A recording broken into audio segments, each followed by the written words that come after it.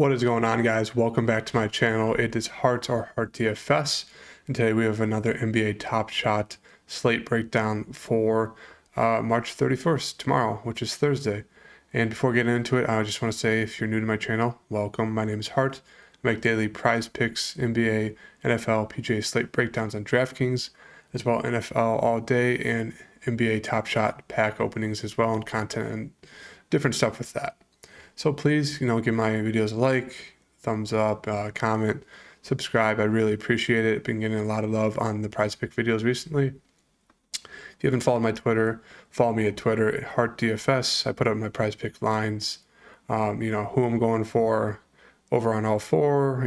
It hit tonight once again. That's 5 out of 6 days. We've gone 3 or more with the picks. So on a nice little streak.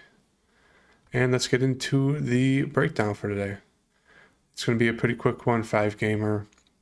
Shouldn't be too long. We got Philly, Detroit, Joel Embiid, 11-5. There's a huge blowout risk with this game. We know Joe's an absolute beast. He should drop 40 and 15 on Detroit in the first quarter. So love him against Detroit, even with the blowout risk. The 76ers are trying to secure those playoff spots. So they're going to want to play their guys at least until the third quarter, unless it's like a 50-point game. But I think Detroit should be able to hold it together for at least through 2 quarters, hopefully 3. So we shall see. We got Harden, 10-2. Price hasn't moved. It's Detroit. It's James Harden. Really, really like both the guys on the Sixers side.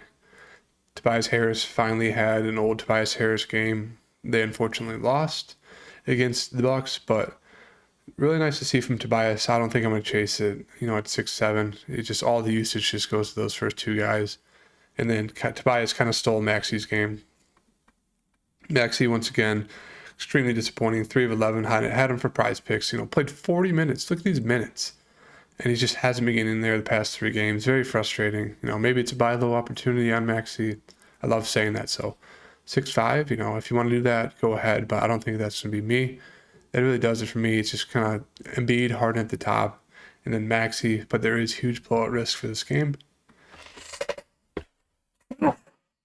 Excuse me. Detroit side, Kate Cunningham, 8-7. I just don't think I'm going to get there. Price is, a little bit up. Rather pay up just, $1,400 more for Harden than Cade. Jeremy Grant might, he'll be out for the rest of the season, so that does solidify Marvin Bagley's run in minutes. He should get around, I'd say 30. I just have no idea who's going to be guarding Embiid. Isaiah Stewart's going to foul out in the first quarter, very foul prone. Bagley can't guard him, so what? They're going to bring in Olynyk maybe? So maybe Olynyk gets a little bit more run. Maybe closer to 20-25. He can shoot the ball and get you some random assists and rebounds. So $3,500, not a bad price to take a shot on Olynyk. Killian Hayes has been doing, very well off the bench. 29, 31, 32. Had the off game against New York, but then 33 against Brooklyn. Really like him at 4,300. He's doing great off the bench, especially if this game blows out. Killian Hayes should be seeing a good amount of minutes, and 4,300 should easily pay that off. Otherwise, it's just kind of, for me on this side, rather take the shot on a guy like Olynyk and Hayes. Milwaukee side, we got another great game. Milwaukee goes from playing Philly yesterday to now playing Brooklyn tomorrow. Giannis is questionable, should be good to go. 11-8 against Brooklyn. I'd almost rather go to Harden or Embiid because they'll probably be lower ownership because people probably will think that game will blow out a lot easier than this Brooklyn-Milwaukee game, but really like Giannis in that spot. Drew Holiday has been getting there. His price is $8,300. I'd rather get to Middleton. Middleton doesn't do as much when it comes to in the peripherals like blocks and steals that Holiday kind of racks up. But as we can see, he's pretty good at getting rebounds, pretty good at giving assists. It's just if he can score the ball, should be able to score pretty easily against Brooklyn. I just say, still Giannis is the number 1 player on this side for me, even at that price. Then Middleton, then Holiday, and you could take a shot on a guy like Brook Lopez. Probably we'll see around 30 minutes unless Brooklyn decides to go really small. and then maybe he'll get limited to around like 20. Should be able to score the ball, get some rebounds, maybe some blocks. 3,900 is not a bad price tag. Just a little bit of a reach, I'd say. I don't know if you guys had to go there. Brooklyn, Durant 11.4, great price. Kyrie 10.7, a great price. It's just very hard to decide which stars you want to go to. This seems to be the most popular just because of it should be a close game, unlike that Detroit game. So a lot of people are going to, hound in on this with the ownership. So maybe if you want to get a little bit different, definitely go to this game or maybe one of these later games. That really does it for me on this side. Durant, Irving at the top. Drummond, been having some decent games. 6K is okay price for him. I don't think there's a lot of rebound opportunities when it comes to Milwaukee, just because of Giannis taking a lot of inside shots, Drew Holiday, driving. So I don't think it's as good as a matchup as it was for Drummond last game. Bruce Brown, no. Seth Curry's, one of those dart throws. You just need him to be hot from three or to shoot the ball a ton, be shooting well, and then they feed him. But even then, he's not guaranteed rebounds or assists. So at 5K, it's just more of that dart throw. Dragic is the only other guy I'll mention, should get around 30 minutes, doesn't score the ball a ton, obviously, because Kyrie and KD do all of that, but can definitely get you there with some rebounds, assists, steals. Don't mind him at 4,600. He's kind of like a Killian Hayes play, but $300 more expensive. Cleveland, Atlanta, we have Darius Garland at the top, 10-1. Price hasn't moved. This is a great, great game environment versus Atlanta. I'd say he's almost a lock for today. Great spot. Mobley's, out. Allen's out. Markkanen, absolute robot. Don't play him at 6'4". Terrible. Kevin Love is interesting. He didn't get the start tonight, and he played terrible. I think a lot of people are going to be disappointed because they got burned today. So I do think we can expect closer to 30 minutes. This game should be close. Two teams that are great at offense. Cleveland was good at defense, but now they lost their two best centers, so they're a lot, the more subpar, average. 59 for Kevin Love, really like that price. And same with Karis LeVert. Like I told you guys, in my prize pick video, he was a thumbnail. Easily would have got you, was it 16 and a half points he needed? He got 19 in the first half. Finished with 32. I think he got 16 or 13 or 16 in the first quarter. Maybe it was 19 in the first quarter. And then 32 for the game. Price barely went up. Against Atlanta, I expect the same thing. I don't know if he's going to shoot the ball as well, but he's going to get a lot of usage alongside Darius Garland, a lot of minutes. He's the second best scorer on the team, maybe even the best. Darius Garland's a little bit better of a shooter, but I think all around, Karis LeVert is a great scorer. I really like him, like the three main guys on this team, Garland, LeVert, Love. Atlanta side, love Trae Young, 10-9. This is one of those games. It's a great game to stack because either it's going to, blow up, everyone's doing amazing, or it'll be terrible. So I'd put my money on it being a really good game, really high scoring fantasy-wise. 10-9 for Trae, love it. Had a great game tonight. Bogdan, a game he could thrive in versus Cleveland, coming off the bench against the second unit. Minutes were down tonight. They just did destroy OKC by like 20 the whole game. So he didn't do much, even though he shot the ball really well, 20 points. Really like the spot against Cleveland. Really like a game stacker of this one right now, which I'm sure will be kind of popular. But yeah, that's, John Collins might be back. We shall see. Yeah, that would probably just limit the wings more, like Hunter, Herter, and take some usage away from Capella.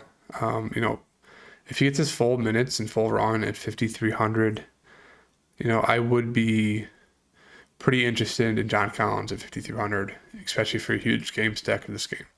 Moving on, Clippers, Chicago, should be a good game.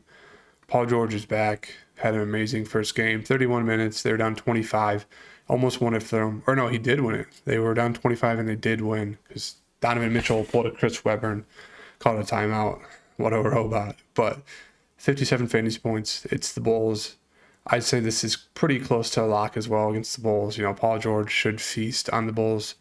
No one's going to be able to guard him. He has all the usage. Really like Paul George at 9-4 against the Bulls. Reggie Jackson, his usage takes a huge hit I mean, he's the second scorer on the team to Paul George, but he's not going to have as many assists and rebound opportunities because Paul George really needs the ball to go one-on-one and dish it out. So 8 of 24, I just think that's because it was a close game. I mean, not that this game won't be close, but I don't think Reggie's going to be shooting 24 times this game. Trey Mann, 5-2. I mean, someone's going to have to step up. I think it'd go to Reggie or Marcus Morris Sr. to be the ones to shoot the ball a lot more. Marcus Morris Sr. has been really downhill the past few games, but maybe a guy like Isaiah Hartenstein going to get 20 to 25 minutes. Pretty decent off the bench, 5-1 going against the Bulls, back up big. Tristan Thompson, I love that spot for Isaiah Hartenstein. Really eating into Zubac's minutes. Covington, about 20 minutes. So yeah, favorite plays on the side are obviously Paul George, and then I'd say Hartenstein at 5,100, and then Reggie. Both side, DeMar's dropped all the way down to 8-4. We haven't seen this, these past two games, but before that, it's been months before he's even been close to 8-4. January when it was 8,000, and he just went off. So I really like the spot against the Clippers. Going to be guarded by Paul George, which is a little iffy. Zach is questionable. He should be probable and should be playing. I definitely give the nod to DeRozan. He's just a little bit more of a well-rounded scorer. 8,400 for him is a great price. I don't mind Vooch. Even when, Zach and DeMar are playing, Vooch is usually the third string. He usually doesn't do good in that role at all. It doesn't thrive. He's done well, actually, the past 4 games, which is interesting to see. He's going up against Zubac, not a good defensive center. I think Vooch should be able to do really well, but that scares me because, it's setting up for a good Vooch game. And he's one of those guys who can just completely fail, get you 8 points, probably 15 fantasy points, 25 fantasy points for the game. I don't think you had to do it, guys. Definitely don't go there. Crusoe 5K. Just, no. I'd rather go to a guy like Dragic or Killian Hayes for, less of a price, and they have a lower, higher floor and probably even a greater ceiling than Crusoe. I really think that's, all you got to do is pick DeRozan or Levine, and then if you want to take a dead dart throw it on Vooch. But that's really all I like in that side. And last game of the day, we have the Lakers versus Utah. LeBron is looking like he'll be out. Anthony Davis is questionable. Not sure if he'll get full run. If he does, really like this spot for him. I think he will be limited to at least 25 minutes. 8-9, he can definitely get there against Utah. I just don't know if you have to pay for that. I think you'd rather get to the higher stud guys in other games, or game stack Cleveland, Atlanta. Russ 8-6, just doesn't do it for me. As I said, Malik Monk, whenever LeBron's out, he's going to be like the second leading scorer or the main leading scorer. Had a great game last game. If LeBron's out again, I do like Malik Monk. He is scoring dependent, but he's going to be jacking shots. This game against Dallas is extremely frustrating. Austin Reeves had his prize picks over at like 8.5 points or 8 points. I think it was 8.5. 3. Started the game, 3 points in the first half, benched in the second half, all the way until the last 2 minutes of the game. The Lakers were down 30. Down 30 without LeBron, without AD. Down 30. And they run out the old guys on the bench to try to get the game within 20. Keep it within 20 points in the third and fourth quarter. It makes no sense. You're going to bench Austin Reeves? For what reason? You guys are losing by 30. Very frustrating. But, I just say, stick to a guy like Malik Monk or Russ. Don't dip down into Horton Tucker, Johnson, or Reeves. It's just, a disgusting game for the Lakers side. And Utah side, Donovan Mitchell price has been dropping. Hasn't been, playing well recently. Scoring the ball well in the last game, but before that, 12 points, 26. They are a little bit of a different team without Rudy, but Rudy's back. I expect Donovan to go back to his former self. He should absolutely torch the Lakers. Let's see what last game. He's averaging 25 a game for them, or against them. So, really like Donovan in the spot. Gobert. I say he's a decent play. He's not been having huge offensive games, but the Lakers should be shooting a ton of shots, should be missing a ton. A lot of opportunities for Gobert to get some rebounds, definitely some blocks. Don't mind Gobert at 7-7. The price isn't great, but, if you want to have more of a mid-range, the highest guy you pay for is like 9K, like Donovan Mitchell and Gobert, and then go like, mid-route with the prices, or not prices, but the salaries, I don't mind that. Clark's 6'2", don't think to do it. Mike Conley finally had a decent game, only finished with 28.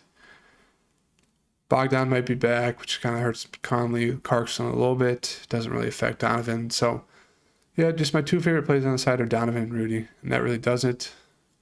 My thoughts right now, maybe we'll get some injury news tomorrow, but right now it is kind of just going towards, this Cleveland-Atlanta game. And then if you want to take, shots on the high-owned guys, it's just all about if you want to go, where the ownership is, or if you want to get risky to try to take down the 100K to first. If you want to take that down, I'd say definitely lean towards the Philly guys. Either it's going to be blowout or, blowout and bust, or you're going to get, 60, 70 fantasy points from Embiid or Harden, and it's be great. If you want to, chase the ownership, definitely go to this Milwaukee-Brooklyn game. Or if you want to get those, high ceiling, but a lot lower owned guys, they'll be like the Bulls guys, Paul George. Actually, Paul George will be pretty popular, but the Bulls guys, Donovan Mitchell, and the Cleveland-Atlanta game, I think it's a great game to, game stack for the night. So that's kind of my thoughts right now, 18 hours before the slate locks. So it might change. If it does, be sure to follow me on Twitter. I'll give updates, on who I'm looking towards moving forward on Twitter. So definitely follow me there. And I just want to thank you guys for tuning in. This is kind of, what I'm starting with for right now. It'll probably change by tomorrow. But thank you for tuning in. Give this video a like, thumbs up, comment. Any questions you may have, subscribe. Thank you for all the love recently, and I'll see you guys tomorrow for another Prize Picks video. See you.